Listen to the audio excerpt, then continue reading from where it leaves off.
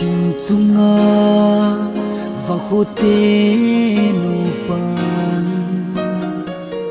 agom pa pathin achuyani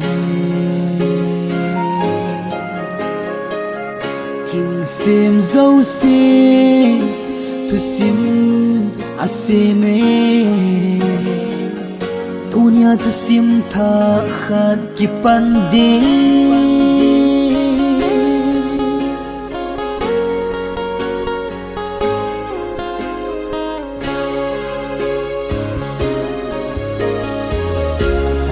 thình chunga và khu tê nụ pan agom pa pathin achuyani til sem zo se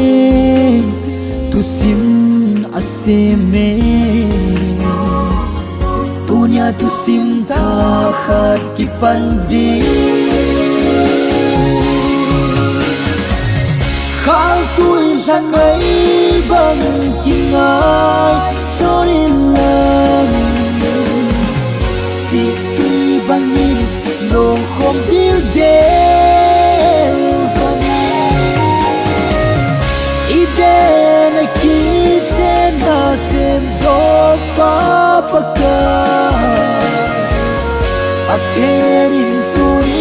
đã có hôn hết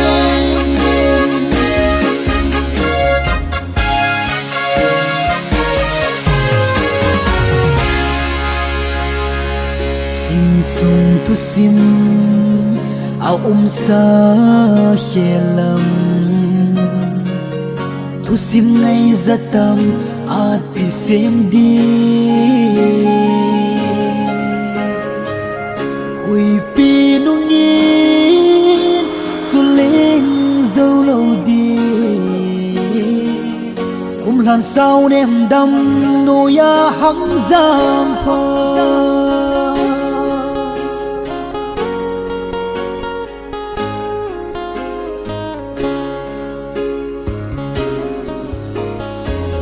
Pathin gop sa aman hin santi nay là govin cha le no vin santi sang sung gam su nu pa ve zui thei ta chỉ na tiếp na hin san vô sung pathin